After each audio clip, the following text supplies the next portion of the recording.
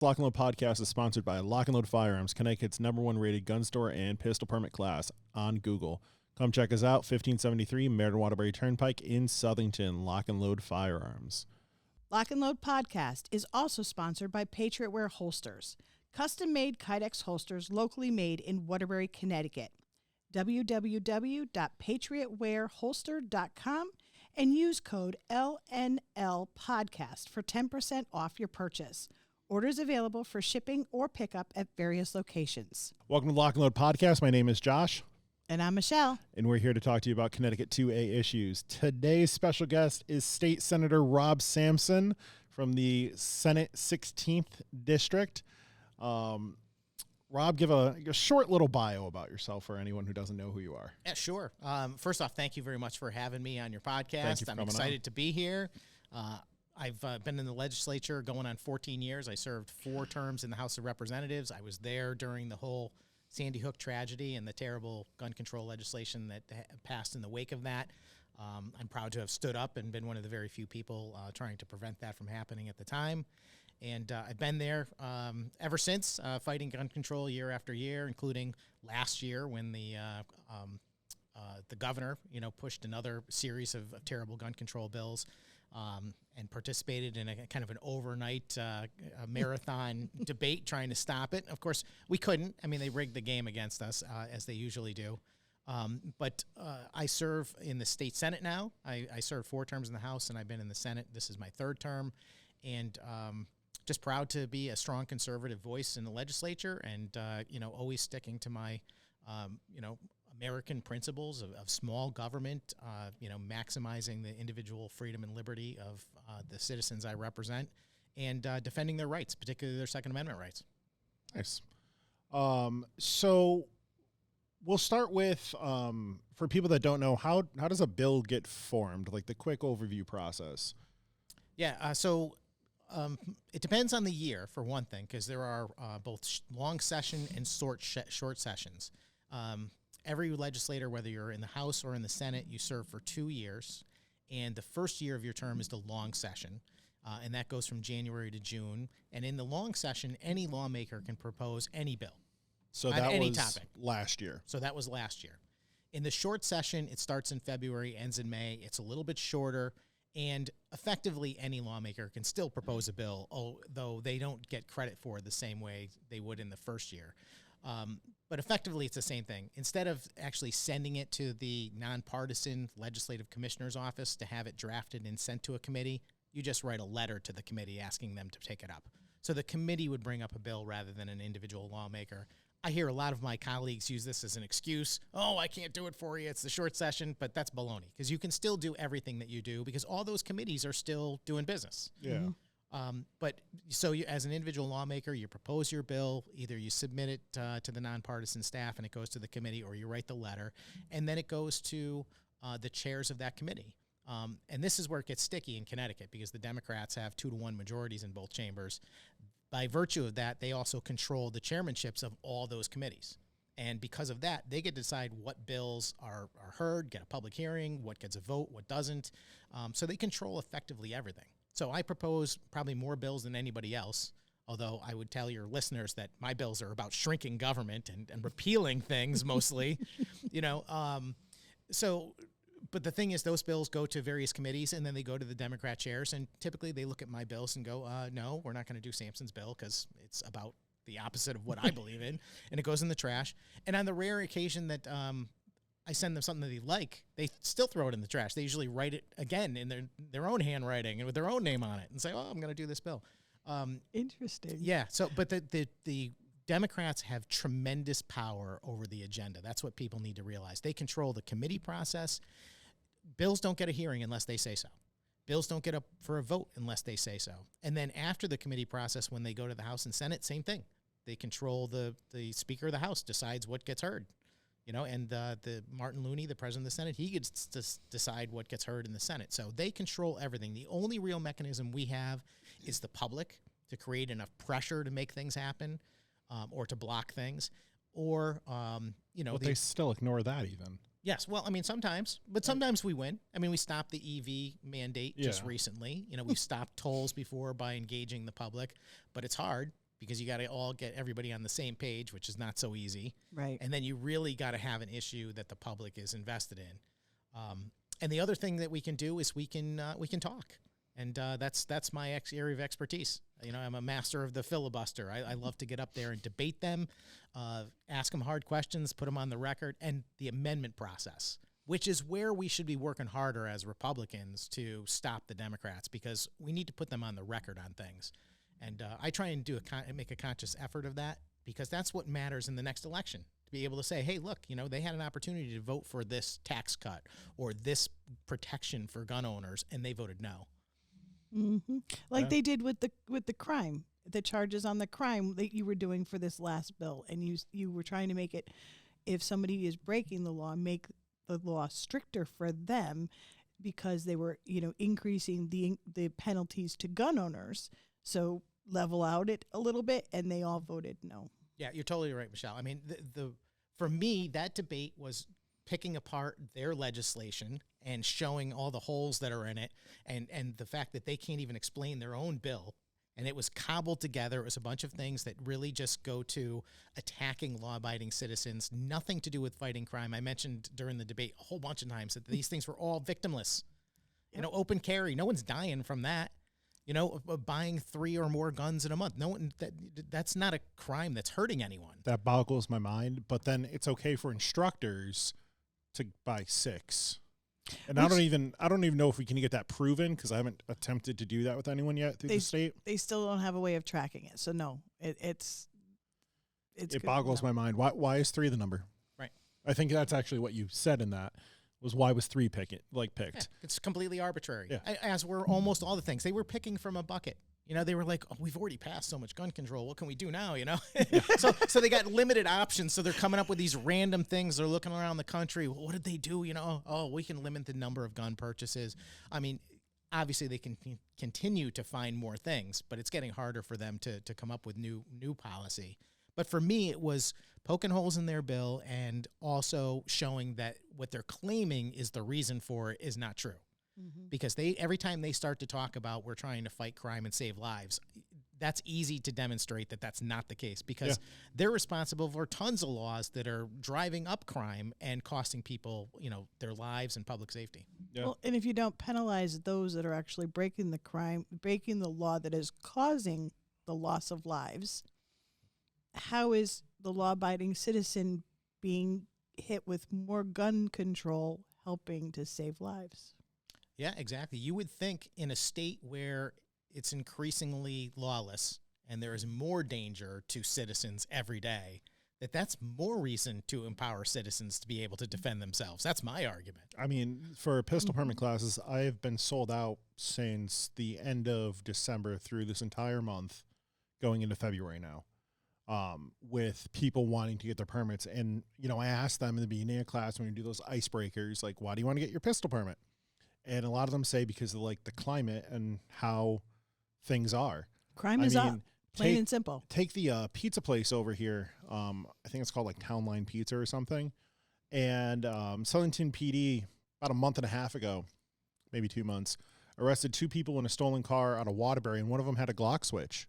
Like, that could have been very bad. That's federally illegal anyways.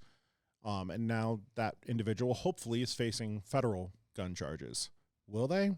I don't know, but they had a lot of fentanyl on them too, so you know, that might get them.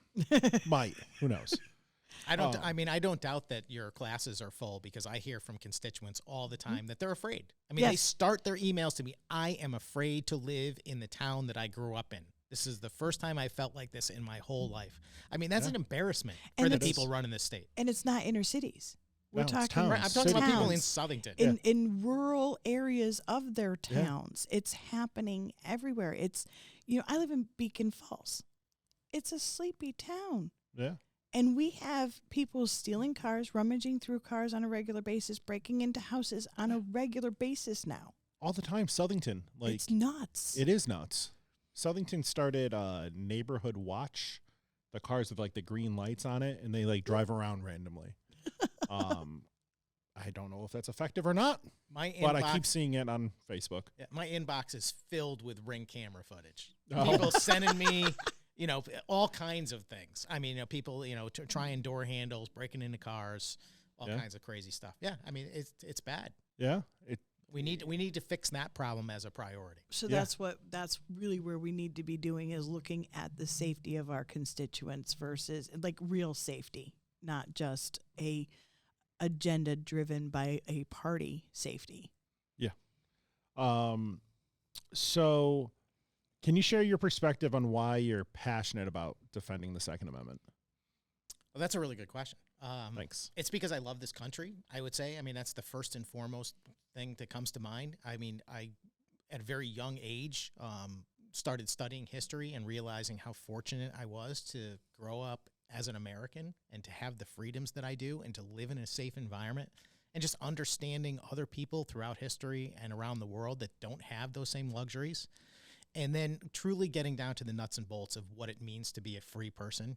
And for me, the Second Amendment is the greatest symbol of freedom, because, you know, the founders of the United States, when they were drafting our founding documents, the Declaration and the Constitution, they talked a lot about, you know, how we were going to be different from the past, and we were going to set up a new system of rules where we were going to empower citizens to be sovereign and in power rather than the King of England. And, you know, kings get to do things. Kings get to own property. They get to declare war. They get to defend themselves and their countries and their property.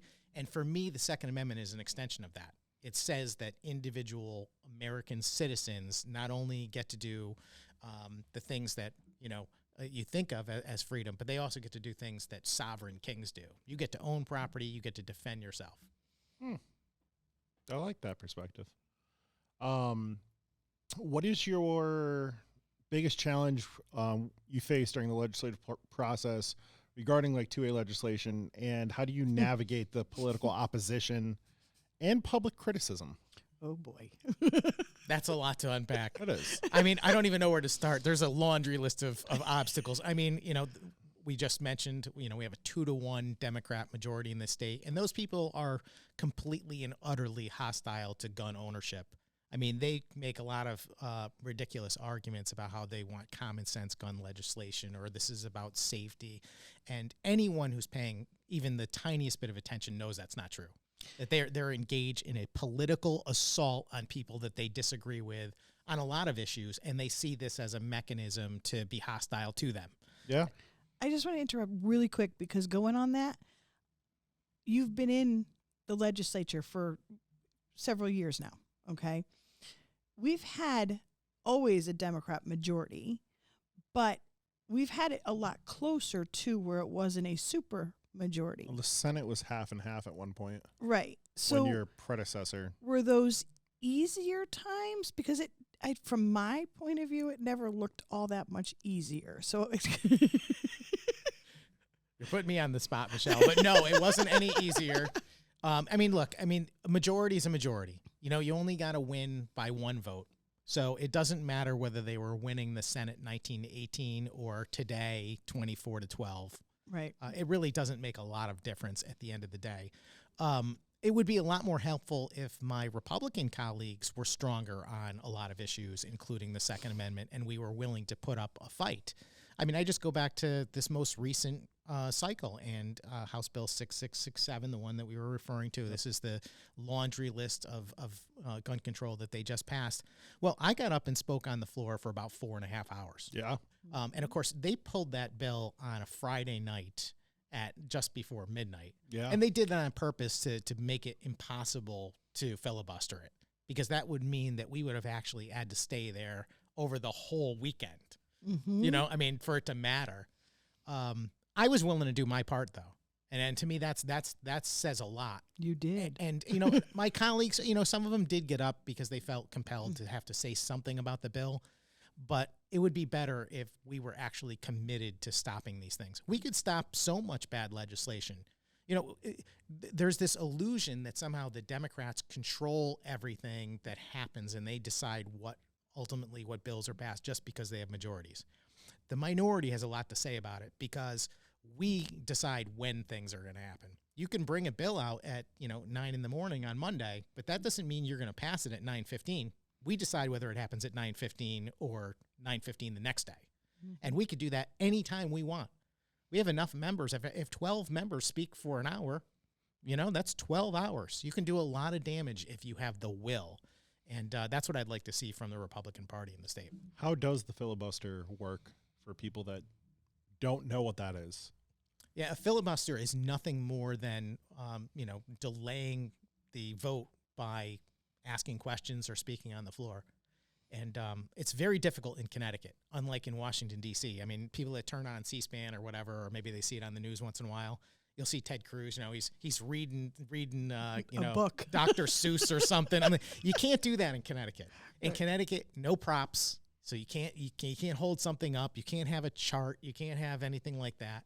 And you have to stay on topic. And particularly if you're in the minority. The majority gets away with a lot because would be called out by their own party, and that's not going to happen. But in the minority, if you start to stray from the bill that's in front of you, they'll call you on it. And they'll say, Senator, the bill is about this. You need to start asking questions about that. So it can be difficult. But if you do your homework, if you do enough preparation, you can go for quite a while. Well, you've proven that.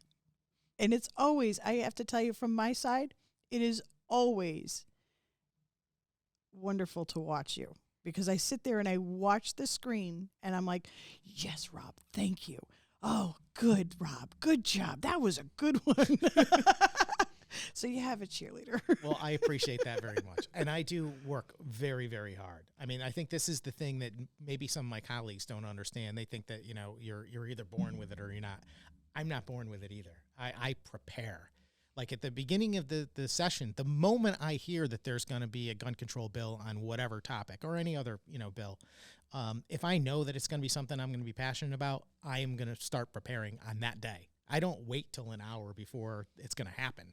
I mean, I'm preparing all along. Mm-hmm. I'm in the car making notes on my phone. I'm just thinking of things, until we get to that point. And then I have a lot to say when the time comes. Now, do you use stats from other states? Like if Connecticut tries to propose something that another state is doing, do you look at how it's worked out for that state to get some of your information, or not so much?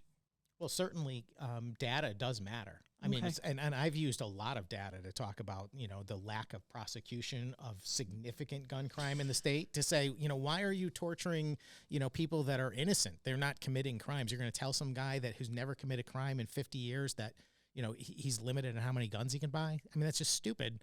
Whereas you're not prosecuting someone who actually committed a real crime. I have challenged them over and over. I mean, one of the worst bills that they passed early on in my time in the House was the risk reduction credit program, which was actually the process by which they let violent felons out of prison early on supposed good time credits. But those good time credits are phony baloney. Mm-hmm. We found out early on, all you got to do is sign up for the class. You don't even actually show up. Oh, but, cool. Yeah. But they were lopping off huge amounts of time from these people's sentences. Former Senator Len Suzio, he was an expert on this topic. And part of the reason is because one of the very first people let out on that risk reduction credit program was a guy named Richie Resto, who I don't know if I want to get the facts right, but like the day he was let out, he went and killed somebody in a convenience store in Meriden in Len's district. So he immediately jumped on this and said, what are you doing letting these people out early? But I challenge them every year. I'm like, okay, so you Democrats, you're so concerned about gun crime, okay? So why don't we get rid of the good time credits if you committed a crime with a gun? It seems reasonable, right? Yeah. Nope. Yeah. I've offered the amendment, and they voted it down on a party line vote. It just shows how disingenuous they actually are. Wow.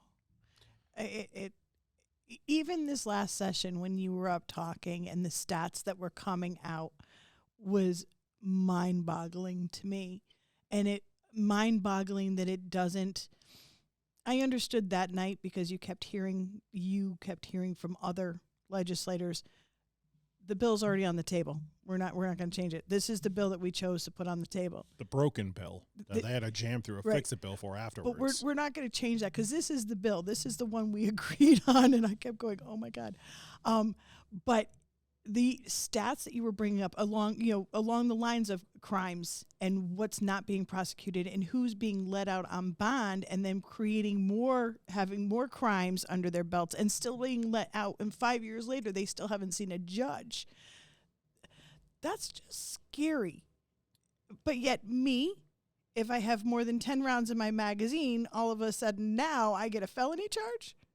Yeah, Oh, no, yeah. it's absurd. It really is. I mean, over the last, I would say, 14 years that I've served in the legislature, almost every year the Democrats pass some bill that is wildly, out of whack if your focus is actually fighting crime and making a safer Connecticut. I mean, I mentioned the risk reduction credits. You can go back to repealing the death penalty. But, they raised the age for how we treat juvenile offenders. They close juvenile detention centers. They prevent police chases. They prevent consent searches. They erase criminal records so that business owners and landlords can't look at them. I mean, you just go, it's like every year there's another thing. It's like, what are you doing? Every policy that you've come up with, including the police accountability bill, that's another big one where they basically undermine law enforcement from being able to do their job. It's like everything they do is all making Connecticut less safe. And then they turn around, well, we're going to go after gun control because that's the problem. It's like, I don't think so, especially when you're not going after criminals. You're going after people who've never committed a crime. You're making a crime out of things that don't even hurt people. Correct. Yeah. Correct. It's ridiculous. No, scary is the word I use. How do you, going back to that question, navigating like public criticism, how do your constituents act? Maybe not act is the right word. How do they respond to your stance on pro 2A things? Or, yeah. Yeah, well, I've managed to get reelected every time, so I must be doing something right. That's a really good question, and maybe the question: do you get a lot of opposition? So, like when I get some, like when HB 6667 was being proposed, right, and it was coming to the Senate, did you get emails from constituents saying like, "I want you to vote yes for this bill"? Maybe that's my question. I definitely got some. Okay, and I don't remember off the top of my head whether it was one more one way than the other. Okay. But for me, the bill's unconstitutional. It's bad policy. I'm a no. I don't care. I don't care if I was the only person. I would gladly lose an election if I had to stand for what's right. That's the one thing you always say is that you vote with the Constitution, not with my own feelings even. It's always awesome to hear you say that on the floor. I don't know why that's so weird. It's so rare. I mean, I don't get it. I mean, I serve with a lot of people, and I don't want to be overly critical of my colleagues, but the fact of the matter is they're not there fighting based on a set of principles usually. They're got their finger in the air trying to figure out what to do. I mean, you can't operate like that. Our country was founded on a set of principles. Yeah. They're laid out for us in the Constitution, and even more so in the Declaration, what kind of country we're going to be, where we have equal protection and that people's rights have to be protected so they have life, liberty, and the pursuit of happiness. Those things matter to me. And, the one thing you have to realize, if you're going to serve in any type of political office, you can't make everyone happy. And there's too many of my colleagues who think they can. They're going to say one thing to one group of people, or they're going to say another thing to another group of people, or they're going to water down their message, or they're going to say, well, I'm going to go along with the Democrats for now until we're in a majority, and then we're going to do all those things you want to do, Rob. I'm like, I don't believe any of that. We live in a representative society, okay? That's the greatest thing about America is that the people get to decide who they're voting for, and people decide based on where you stand on issues. So our job is to convince people of our views that they're correct and make a majority of people who share our value of the Constitution. And then they will elect the right people. So that's what I focus my time on, because I'm not winning battles in the legislature. I do stop things. I can take credit for killing an awful lot of bills across the spectrum. And to me, that's important. That's just as valuable. In fact, maybe more important than passing things. But my focus is really on educating the public so that they know what values are important to preserve America for the future. Yeah. Well, I think people need to look at voting records too a little bit more, because let's face it, most general people out there, once somebody's campaigning in their district, they just see the campaign ads and they see what that campaign is, what that message is that they're throwing out there, versus knowing fully what that candidate has done or brings to the table. And I think that also makes it tough on you guys as legislators, because people may be elected that are getting in on a different message than what they are actually riding.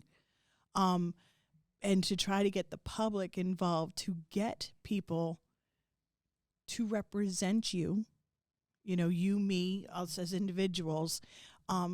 We have to somehow get the message across. If you want to be represented, make sure that you do your research on your candidate. So I think a lot of people don't.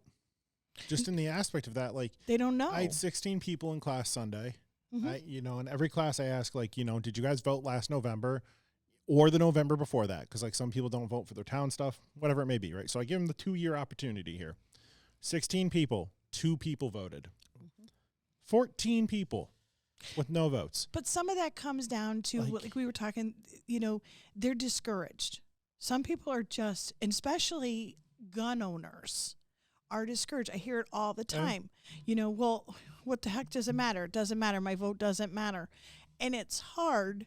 I give them the 81st district as the example. Well, One vote makes a difference. Don't get me wrong. Rob knows I'm invested. I watch. I pay attention. I vote. I do my testimony. I reach out where I can. I was so happy to find out that my business is in your area. But Oh, is it? yes, so now nice. now I'm one of his too. My house and my business are. Yeah. But it is frustrating because you do all of these things and still this is where you are. But on the other hand, if we got everybody like-minded with us to do these things, I still hold on to the idea that there's hope. Totally. There's a lot there. I mean, going back to the first question, I would say that if people actually knew the issues, I think that my team would be winning a lot more often. I really do. I mean, I think we're right on things. And certainly we're right on protecting people's right to defend themselves. I mean, anytime I actually have the opportunity to have a conversation, even with somebody who is rabidly anti-gun, if they will listen, they walk away from that conversation questioning their own views. But you have to get them to listen, and that's the hard part. Certainly, politicians are really good at twisting reality. The bills that we vote on in Hartford are complex. They're not so clear all the time. I would say, there's a single-digit percentage of my own fellow lawmakers who know what they're voting on. Yep. So to extrapolate that into the public, expecting, Mr. and Mrs. Smith over there on North Main Street to know, where their legislators stand on things, that's hard. It's a little different when you have somebody like you, Michele, who's invested in a single issue. You're following you probably follow everything. Well, because you have to. Once you get involved in one, you're like, oh my God, what are they doing over here? But the Second Amendment stuff. You know those bills. You know what they say. You know, but how many people are like that? So very few. Yeah. And that's what needs to change. At least like CCDL does like the rating every state or federal election for state and federal, not local. Okay, yes. Yeah, any state or federal election, you can click your town or city, and it'll say, whoever's running it will give them like the endorsement, which I think Rob has all the time. The Pro 2A stands the like unknown if they didn't fill out that questionnaire, and then like the anti-2A rating. Now, we know, but I don't know if you, the viewers, know that the legislative coordinator from CCDL stepped down a few months ago. Matt Strasser is replacing that role. And hopefully he has a team behind him. So I don't know if they're going to do the same thing. I hope they do. I think it's a really good way to look at potential candidates. Well, and if somebody wants to get involved, reach out to Matt Strasser. Yeah. He's going to need help. This is not an easy Walt job. Cupson, outreach at ccdl.us. Yep. Reach out if any of this politics stuff is interesting, or if you want to learn more about it, that's the way you do it, is start getting involved with organizations that are doing it, because they'll teach you. That's how I learned. Check out our video. I'll say like maybe episode 4, it was with Walt Cupson, the outreach coordinator. Check that out. If you like what you're listening to, send him an email. And listen to us, because we'll also try to give you as much as we can. Yes. Can I just say thank God for CCDL? Yeah. And, I go back to 2010. That was my first year running. That was the year CCDL came into existence too. And I remember going to the first CCDL rally at the Capitol. I mean, I don't want to embarrass anyone. It was like 30 people there or whatever, but it was tiny. It was a great event, and I met a lot of like-minded people that day. I met Scott Wilson that day, and I've been friends with him ever since. And it's just one of those things where it blossomed, and immediately it took off, and we started to gain membership and everything like that. And I will tell you that in 2011.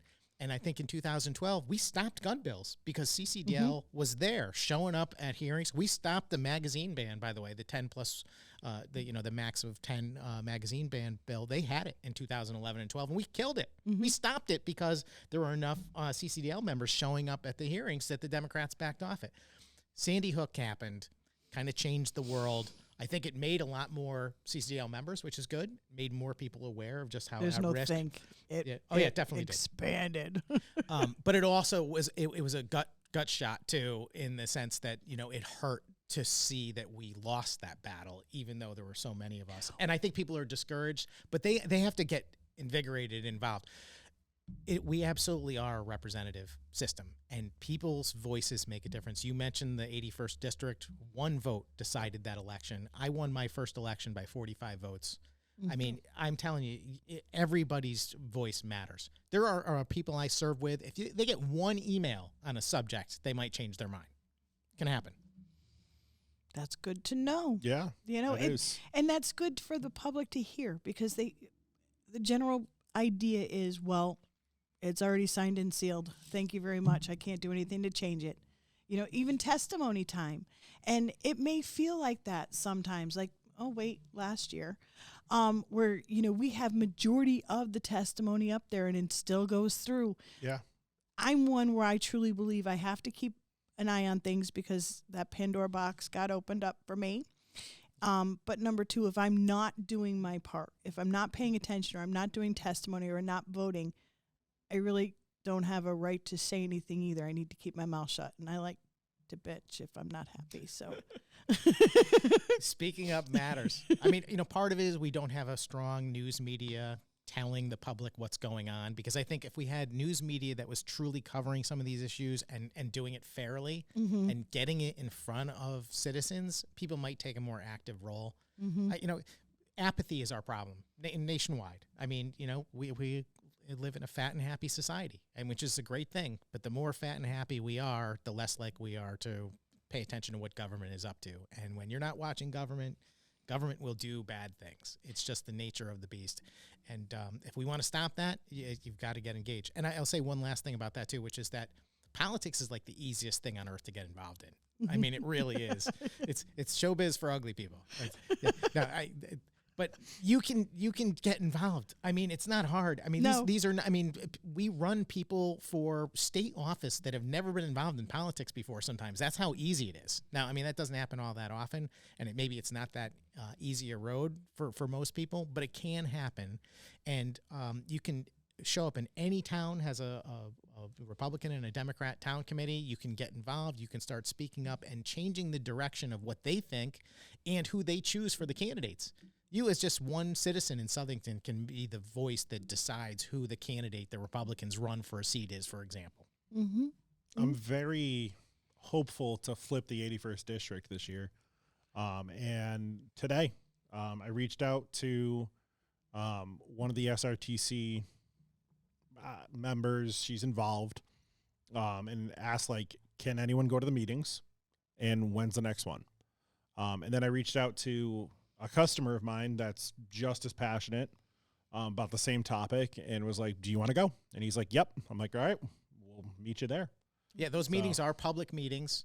I mean, they might not let you speak, usually, unless you're rowdy. they're going to let you as a non-member, but they're public meetings. Anyone can go and watch what's going on, and I recommend it. You show up, you introduce yourself, say, I'm just curious, and you go to a few meetings, and you find a way to get on the committee, and before you know it, you might be a real important, influential person. Yeah. But I mean, you're right, and it doesn't take it doesn't take a huge resume to become part of politics and get involved in politics. We've run 18-year-olds that have won for representatives and stuff like that. at 18, how much life experience do you have? How much do you truly understand about the politics of your state? But they're the voice. Yeah. So anyone can get involved. And if you want to learn more just about that, go look up your legislators and see when they're doing events. Mm-hmm. I know you have one coming up on Monday. Yes, I do. Which is in my calendar. I'm planning on attending. But you do those, I don't know, I've seen lately, at least pretty often, from like the end of the session. You've had some other like workshop ones, I'll call them. Those are the best too, because you get your legislator at a calmer moment. I try and do 2 in every town that I represent. I have 5 towns in the Senate. I try and do 2 every year in every town. Plus, I always do a few other things, maybe specific issue related. Like I did one about the electric vehicles. Yeah, I've done them on gun control issues before. Those are always good because tremendous turnout. Yeah, I mean, it's and I obviously pay attention to yours, because you're my state senator. Mm-hmm. So I'm assuming other senators and reps do these kind of things. At least I would like to hope they do. But I can at least say I pay attention to mine. Where do you see the future of 2A in Connecticut? Oh. I got to believe it can only get better. I don't know. I mean, there's so much going on. The political winds are changing all the time. I think that there is a huge divide in the Republican Party that is really coming to a head between people that actually stand for Republican principles and values and who will fight for them no matter what. And I put myself in that camp. And then there's people that are convinced that Connecticut's a Democrat state. You can't win as a Republican. You have to moderate your position, blah, blah, blah. There's a lot of infighting. It's happening in every town committee. It's happening at the state. It's happening in the state party. It's happening nationally. Aren't you an example of that you don't have to kind of come to that middle ground? I'd like to think so. I defeated an incumbent Democrat who beat his previous Republican opponent 90% to 10%. Wow. Okay? And it wasn't easy. I mean, I worked like as hard as anyone ever has, and I only won by 45 votes. But since then, my district's turned around. It's a majority Republican district. In fact, it's a safe Republican district, most people say. So, I mean, it can be done. And I do it by selling the values that I believe in to my constituents. And they can agree or not. But so far, they're in agreement. Gail has that seat now, right? Gail has my former House seat, yes. Have you, and I know the session doesn't start for another couple weeks. No, the 6th. The 6th. Oh, so next week. So a week. Yeah. Do you hear any grumblings beforehand about like 2A bills or not until like the session really starts? I usually know, but I haven't heard anything. Okay. No one has said a word to me. Is that a good thing or a bad thing? Who knows? Who knows? What really matters, I mean, there will be bills proposed. Yeah. The same, cast of characters are going to be putting in the same bills that they always do. There's a couple of, Julian Gilchrist will be putting in her ammo tax bill. It'll be there. I mean, the question is really, will the chairs of those committees be willing to put up with those debates and arguments? So, in an election year. Right. And I'm hopeful that the Judiciary Committee chairs, as much as they are rabid anti-gun people, hopefully they're going to feel like they got enough of what they wanted last year that they don't go down that road this year. It's hard to say, though. No. And subject to change. They might want a distraction. And if they're getting beat up on the EV issue, they might want to talk about guns instead. Who knows? Either one of those topics are not good topics in my book. Amen. I have a and they're the same topic. It's freedom of choice for citizens. Correct. The people are supposed to be in charge. The people are supposed to be deciding things. And in fact, it drives me bananas that I serve with people who think they have the right to tell people that they work for what to do. Mm-hmm. It's like, no, I work for those people. I'm not taking their rights from them. Mm-hmm. Yeah. If they don't want to exercise a right, they don't have to. But why should I take it away from anybody else? Correct. How can an ordinary citizen effectively engage with their elected representatives on like issues that are important to them? Direct contact if possible. I mean, it's a lot easier in some cases. I give out my personal cell phone to everybody I run into. I will give it out Which here. Which is amazing. Yeah, and I'll take the call. You can text me. Some of those are very nice and supportive, and some are not. But I'm always happy to listen and hear what people have to say and give them my perspective. And he does answer his phone. He doesn't just give it out and then go swipe. This is how swipe. I got him on the podcast, guys. Okay. Yes. Sent him a text, and then he was like, sure. I mean, to be completely truthful, I am pretty busy sometimes. I might not get back to someone the same day or whatever, but I do get back to everybody eventually. I'm still answering emails from like 3 months ago because I get behind. Yeah. I mean, anybody does. Yeah. I mean, we get a mountain of messages, and I answer them personally, so it can be difficult sometimes. That is. But to answer your question, it's direct contact if you can get it. And which means, going to those town hall meetings or forums that those candidates or those elected people hold and asking them, walking up to them and asking them questions. You can certainly email, although most people's email is read by That's what I was just going to say. You staffer. can go through the Capitol and call the numbers and stuff, but you're going to get a staff person that's going to screen it first. It's very hard to reach straight through unless you find them on your own, in your town. Right. And if you want a foolproof way to actually get to see your lawmaker in person, find a day that the legislature's in session. They got to be there. Go up to the Capitol, find their office, and talk to their assistant and say, I'm here, I'm from your district, and I want to talk to you. I'd be really surprised if they didn't. Yeah. So, I mean, that's how I talked to, we're just going to say the 81st district, when HB 6667 was being proposed. CCDL did 2A Tuesdays, and I went up both Tuesdays, but the first Tuesday I emailed him day or two prior, and I was like, hey, I'm going to be up here this time. I'd love to talk to you about, and I said it generically, some bills proposed on the floor. I'm not going to go and, give my hand away. And made an appointment, went up there. One other CCDL guy, prior to going inside, wanted to tag along. He knew him. And then I'm up there, talk to the nice little secretary that's out front. And then 6 other CCDL, members showed up, and my meeting went from a 1-on-1 to an 8-on-1. Ouch. Yeah.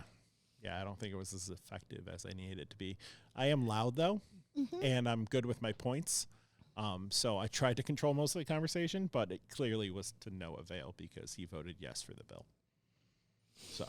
Yeah, so, I mean, But that's how you can go. The next step now is that person has a record. Yep. And I think that every person who cares about the Second Amendment who lives inside the 81st District should know exactly how that person voted. And to me, that's critical for the next election. Yeah, and I mean, it's Southington. Yes. Again, a pretty reddish town.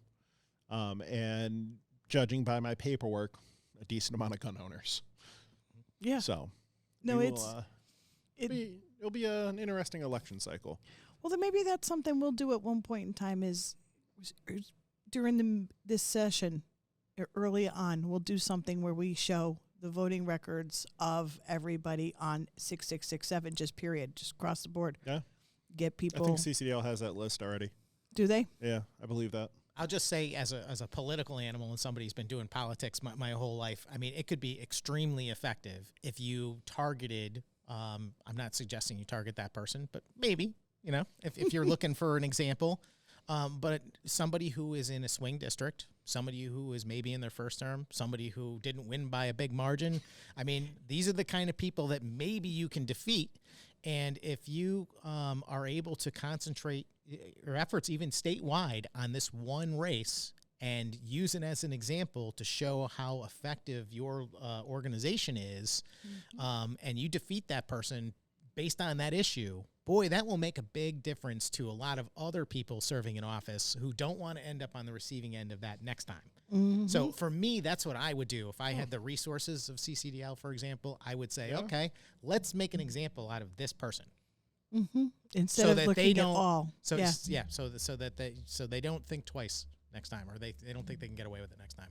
Well, and I think that's something that this podcast can also do. We can do a lot of awareness to people and try to get people involved in that. We can help with that. Speaking of the podcast, guys, like the video wherever you're watching this or hearing it. Comment if there's a comment section and share it. Tell your friends. We have 18, 19 something episodes out right now, and we're planning on doing more. So I'd like to grow the viewer base. And so tell your friends, guys. Word of mouth. Here we go. We're going to go to a personal reflection. I like that one. What do you find most rewarding about your role in the Connecticut Senate? It's most rewarding for me that I actually get to do something I'm passionate about and feel like I'm making a difference. But the best thing that happens is when I hear from people that are like-minded who appreciate my efforts. Like you earlier, Michele, you said some nice things, and I was glowing over here because I got to tell you, if I don't get that, it's hard. I'll still do it, but knowing that there are people out there that are invested who need somebody to say the things they want to say, and they're not in that room, and to speak on their behalf, that's a tremendous privilege, and it's a tremendous honor to do it. And to me, that's the most rewarding part about it. That's why I keep doing it. It's because I get a lot of value out of that. And I'm also very concerned that if I'm not there, maybe nobody's saying the things that I would say. Yeah, understood. In regards to HB 6667, you're hitting the nail on the head there. Mm-hmm. I mean, nobody else stood up for 4 hours and argued against it in either house or either chamber. Sorry. That's disappointing to me as well. So I have some questions from some viewers. We might not be able to answer them directly, but we'll try them. The first one I'm actually going to start with is from a guy named Lawrence. And it seems like he was denied his concealed carry permit from Waterbury based on suitability from a prior arrest / charge that he was pardoned for. Now, this looks like it happened last year, and it's coming up in his 1 year. So if you guys don't know the permit process, if you're denied and you don't file that appeal within 90 days, you have to wait a year to reapply. Mm-hmm. So he's wondering, I guess we'll talk about suitability in that aspect, and if he should reapply and spend another, couple $100. Yeah, no, I mean, the law in Connecticut, it may not be the worst one in the country, but it's close. And there are people on all sides of the issue about how our permit process works. I mean, for me, I believe in constitutional carry. I would not have this suitability program. It'd be as a statute that says, what makes you eligible or not eligible, and it would be reasonable. I have been working over the years to try and fix the current system because with the Democrats in charge, it's going to be almost impossible to get constitutional carry.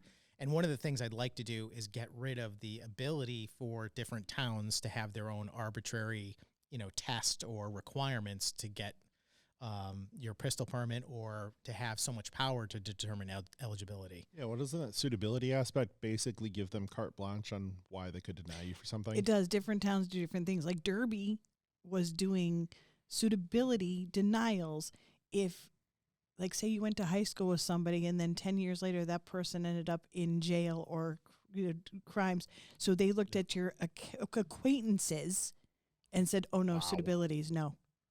Yeah, which is rough. Yeah, at least Southington's not doing that. Thank you, Chief Daly.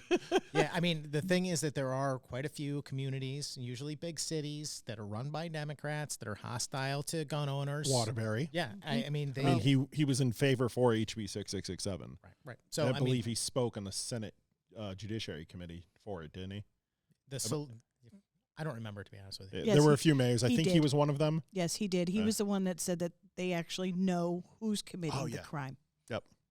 But we need to pass this bill. The solution is just to get rid of that process and take that power away from political partisans. There should be a very simple, uniform criteria, if nothing else. So that's where I'd like to get to, at least in the short term. I've actually passed that bill out of the House, but it never ran in the Senate. So would that change it from, in year with what you're looking at doing, would that change it from a may issue state to a shall issue state? And yes. So that would get rid of the may, because you may or may not. Now you shall if they pass the background check. Effectively, that would make us a shall issue state because your issue shall be, or your permit shall be issued if you meet the criteria, and it's not up to the mayor of New Haven or whomever to decide whether you're suitable. Okay, good. Well, maybe someday. Yeah, I mean, I thought I was very close. I'm going back to 2015 or 2016. We actually passed it unanimously out of the House. It was a miracle. But since we didn't get it that year, it's been hard to get it brought up again. But I'll be raising that issue again this year. Okay. And a lot more, too. I mean, reciprocity on pistol permits, constitutional carry, allowing people to carry in state parks. I mean, probably a dozen gun The bills. state park one boggles my mind because you can carry in a national park. That's a federal thing. You can carry in a national park. You can carry in like a town park, but we can't carry in a state park. Boggles my mind every class when I teach about that. I live on the backside of Naugatuck State Forest. And my husband and my daughter and I used to go up and hike all the time up there. In my backyard, I see massive amounts of bear, massive amounts of bobcats. People say I'm crazy. I saw a mountain lion at one point in time. I know because I know what they look like. Yeah, somebody in my class said that the other day. Even though they're not here, they are here. I have seen all kinds of stuff, lots of coyote and all that kind of stuff. But it used to always worry me because we were going up with a small child and we're out in the middle of the woods. Now that's talking about the wildlife, not the two-legged crazies that are walking around in the woods. So, and know that you can't have a firearm in said woods where nobody can hear you. Yeah. It baffles me that they won't let you carry in the woods. Well, I won't say it baffles me because I know what these people are up to and what they're all about. But you're right. It is insane. It's a bad policy, and it's unconstitutional on its face. You have a natural right to defend yourselves. Our founders put that in our founding documents. Our state constitution says so as well. And that's just the fact of the matter. I would wish that would be challenged, actually, in a court. I mean, it might not get through a Connecticut Supreme Court, but if it keep going up, you just keep going until you get justice. No, it's a boggling situation. I don't know how we're safer not carrying a firearm in the woods. Again, it comes down, and I know there is no logic. We've talked about this, but there has to be a reasoning behind why they would say no. And the only reason I come up with is they want you unarmed, and they can't say that. So I don't know. It just doesn't. They do have excuses. I mean, the number one thing that they usually bring up when I bring this bill up is beaches. A lot of beaches in Connecticut are state parks. Well, we don't want people who are, strapped laying out there on their blanket. I'm like, who's going to do that? I'm like, I don't really think that's an issue. But that's what they bring up. It's again, the argument is disingenuous. They want people disarmed. They like gun-free zones, despite what happens in them. Interesting. So another question from Matt Strasser, actually. Do you have any plans for Pro 2A bills in the future? In 2023, there was a bill that allowed people who are already in possession of a registered assault weapon to sell them amongst themselves. Is that something you'd support or push for in 2024? And then he has an and. We'll get to the... I don't remember all of the bills that I have. I probably have over a dozen Pro 2A bills that I'll propose this year. Again, they're going to go through that process of being sent to the chairs of Judiciary or the Public Safety Committee and subject to whether they actually want to hear them or not. I've had the one about the state parks. I've had that heard in the Judiciary Committee. So, I mean, there is a chance. I certainly support allowing people to transfer their firearms. I wouldn't have banned any of those things to begin with. I am one of those people. I own some black rifles, so... Oh, that's scary. So that brings up... Yeah, I know. I mean, am I a threat to the world because I own a black rifle? I don't think so. I think that I'm an asset to our community if something bad happens. That's the way I look at it.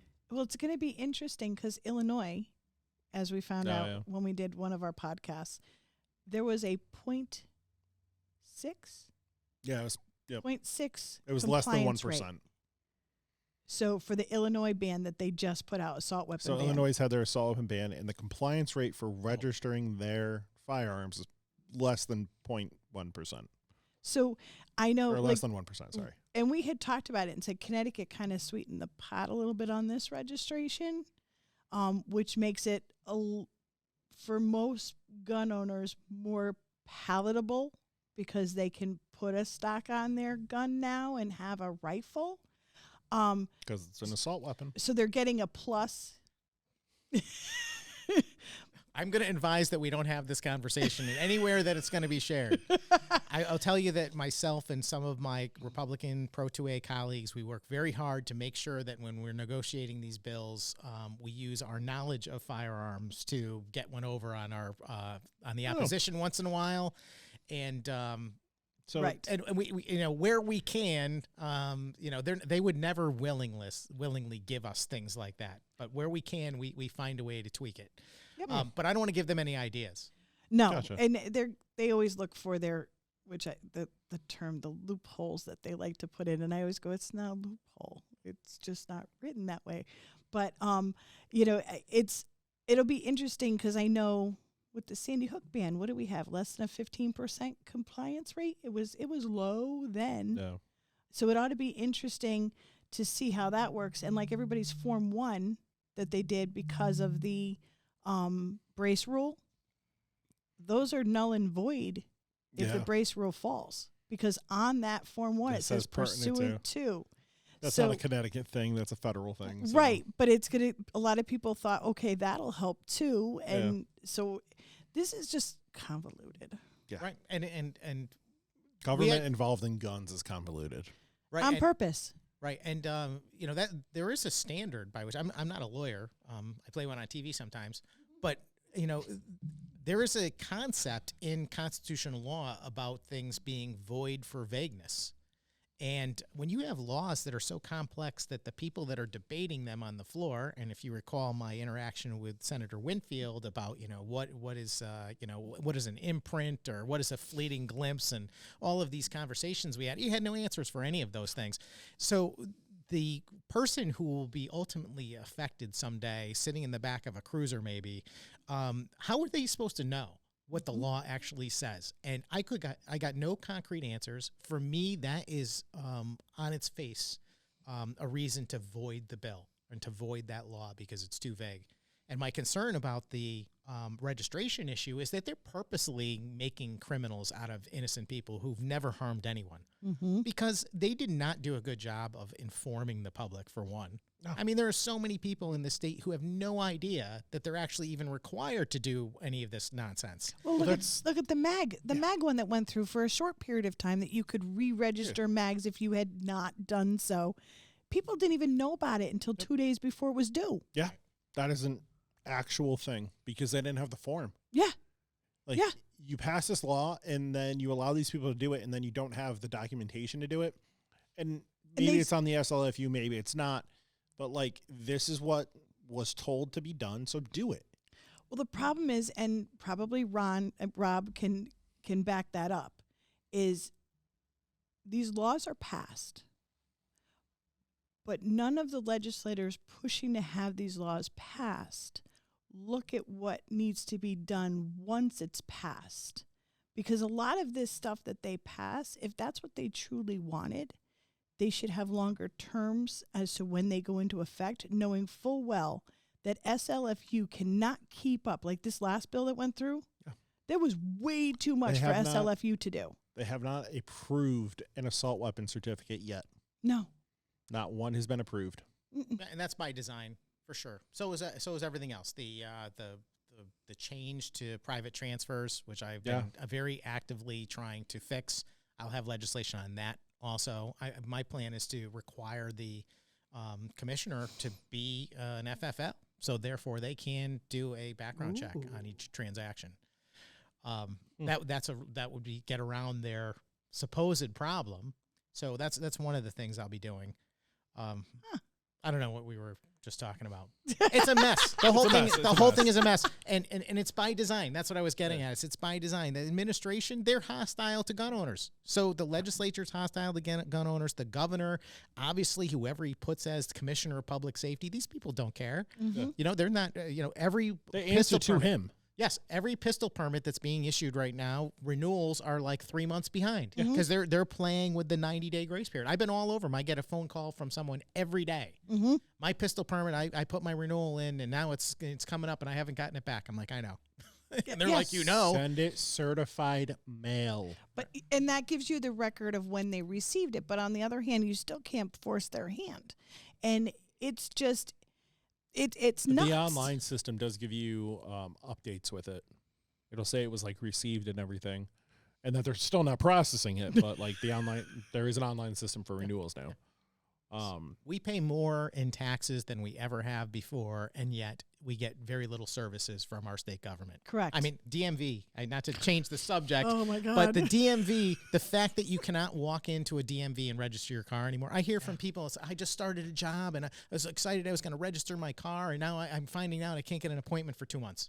That's nuts. Oh, great. But that's the COVID thing. They kept with it. It's the same as SLFU. You can only go in if it's a new permit. You can't renew in person anymore. They've moved, and granted, having the online is awesome. But all of these government agencies, they shut their doors at COVID time and went, oh, this works nice. The mail-in and online, that was me, by the way. I passed that law back in 2013, I think. Otherwise, we'd all be screwed. Can you even go to Middletown anymore? No, not unless it's a brand new permit. Matt said, I'm just going to read his question. We kind of already answered this. Are there any upcoming anti-2A bills you've heard of that we might expect to fight in the future? You kind of did answer that already. He did say, lastly, of course, thank you for your unwavering support in the 2023 session and for taking a stand literally all night in the Senate chambers and trying to stop HB 6667 from becoming law. Yeah. So that is a thank you from Matt Strasser. I would have done even more if there was a chance to actually stop it. But the Democrats cleverly brought it up on a Friday night, like 6 days before. I mean, it was like, what am I? I'm the one-man show. That would mean I have to talk for 6 days straight. Well, and it was on the calendar in the morning. And so we were watching. We literally watched all kinds of BS. Yeah. Because they put all kinds of stuff in there in the morning. And I'm going, oh, my God. Oh, my God. Like this, how late is this going to go? Oh, my God. And literally just sat there and watched it. And I started watching it at home. I swore at the screen. Yeah. I cheered on Rob. Other people, I'm like, my focus was really not a filibuster at that point. I was really just trying to be on the record and to poke as many holes in the bill from a constitutional perspective. I kept on going back to the Bruin decision and what the requirements were, and and pointing out and asking the right questions to illustrate that it doesn't meet the standard. So I'm hopeful that someday that's the difference in getting that overturned. That's what I was going to ask you. It's on record. So if a lawsuit pops up, do people use that, that session or that night? Is everything like It is recorded because it's on CTN. Yeah, but is it like a official transcript or something? Is there like a clerk typing everything? Certainly. I mean, I don't know how that works. At the end of the day, it's very hard to say how much legislative intent, which we alluded to earlier, actually matters. But I think it matters a lot in this particular case because these were point blank, very straightforward questions that are absolutely key to whether these laws will be enforced and how. And they have vague answers at best. They didn't know. Yeah, I think a good attorney could make a lot of hay with that. Absolutely. And, of course, they don't meet the standard either. Don't forget the vagueness. I mean, the standard in Bruin is now that any new restriction on firearms has to have some sort of historical, counterpart. It has to match up with, we're doing this because this is the way the original, law was crafted. And these things have nothing to do with that. There was no open carry versus concealed carry back when the Second Amendment was, ratified as part of the Bill of Rights. So how can you argue that has anything to do with it? On its face, it doesn't. Correct.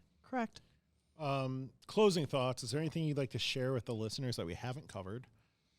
We covered a lot of territory, and we did. I mean, I think the most important thing is that people need to recognize that their voice actually matters. It really does, and you should be involved. I mean, if you are worried about your rights or protecting the rights of your kids or, people in the future, you got to do something. You got to vote at least, and you got to show up.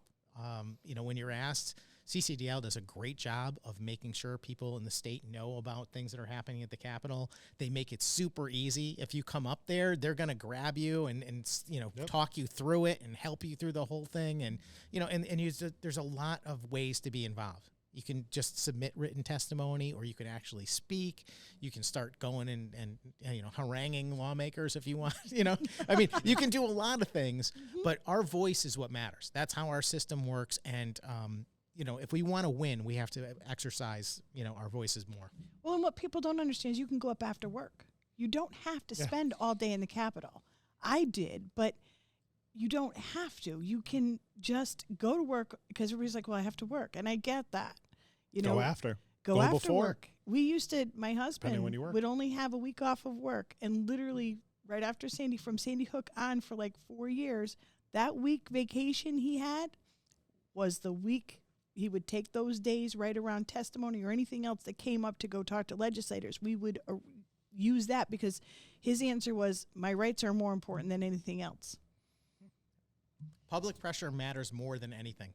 I mean, it just does. Yeah. I mean, we don't win these battles at the Capitol because we make better arguments. I mean, we make better arguments every time, and it's never worked. You know, Yep. Yep. I mean, they only pressure. That's what they respond to. The fear of not being elected again, and that's why I say swing districts. You can make a big difference. Yep. Yeah. Absolutely. So how can people stay informed with like you, if they're in your district, or maybe their own state senators or House of Reps? Yeah. Every lawmaker's got a website. In fact, most lawmakers have multiple websites. I have an official website, which is senatorsampson.com, and I have a campaign website, which is sampson4ct.com. But we also have social media. I think you can find your lawmakers pretty easily, and most of them are approachable. I mean, whether you're going to actually get a personal response in a timely way, but you can track them and what they're doing. And I highly recommend learning more about what's happening at the Capitol and knowing how those lawmakers voted. Michele, you said earlier, know how people vote. So important, because I will tell you that when campaign season comes around, everybody seems to have amnesia about how they actually voted on things. And what you get in the mailer is garbage. Okay, I mean, it's completely garbage. The things that they say about me are completely contrived. They're not even remotely accurate. I mean, it's like I've seen them. Yeah, they said that I was the #1 advocate for EverSource or something in an election. I mean, I'm like, I voted against every bill that would raise somebody's electric rates. I mean, without question, I probably have the only record that's that pure. But yet, you can say anything on a mailer. So you've got to know to be able to defend the people you like, and you've got to know what people are actually responsible or guilty for. Well, it's campaign time. And in a campaign, you're going to say anything you can to get elected. Sometimes you have to be a little more careful to not be totally blatant. But there's a lot of smearing going on during campaigns. And people need to understand what you get in the mail, what you see on TV, what you get on that phone call is paid for. Yeah. I mean, that's what it says it on the bottom, literally. Yes, it's paid for. Yeah, you can't sue somebody for libel if you're an elected person, so they can say whatever they want about you. I mean, I often wonder why my opponents don't. Senator Sampson murdered a guy this morning. I mean, why don't they do it? I mean, if you're lying already, I mean, just go the whole way. The fact that, but I will say on the other side of that I often do bring people's records into the discussion, but I'm honest about it. Yes. And because for me, that's what our job is. I'm trying to put information in front of voters to distinguish where I stand versus my opponent on policy so they can make an informed decision. And I never lie. I mean, I'm so confident in where I stand on the issues that they'll agree that I'm more than happy to share not only my position, but exactly what my opponent would say about theirs. Mm-hmm. So, I mean, that's the way it's supposed to be. There's always this fear that when you're criticizing someone on policy that somehow that's perceived as negative campaigning. And there is a difference. You should learn the difference between somebody who's smearing someone or making a nonsensical or false attack versus someone who's simply just trying to show the policy differences. Mm-hmm. Absolutely. So it's a short session. You get out beginning of May as far as your session goes. Is that when campaign season jumps, or do you do it straight from here? I mean, because it's coming up. So do you start already? Yeah, most people have filed their campaigns already. I filed mine in December. Okay. Partly because I like to do a Christmas event. So Okay. I had a Christmas fundraiser in Southington, but you've got to raise money. My honeymoon that night. I was a little preoccupied. Congratulations, yes. Thanks. Yeah, well, I don't know if that's a good excuse. No, I'm just kidding. Seriously, it takes a year. Yeah. I mean, it really well, that's does. why I was asking. You got to raise money. You got to come up. I mean, running a political campaign is a big job. I mean, it's like starting a business from scratch, effectively. You know your product, but then you have to figure out how to market your product. You have to come up with those marketing materials. You have to raise money. Then you got to figure out how you're going to spend it. You have to Volunteers. budget. You got to get people to help you do it all, stuff envelopes, and that's the other thing. People need to get involved in the campaigns. If you don't like to talk to people, if you're not really one of those people, there's always envelopes to stuff. There's signs to deliver to people's houses. There's so much people can do, and it can be a 1 hour. It can be 10 hours.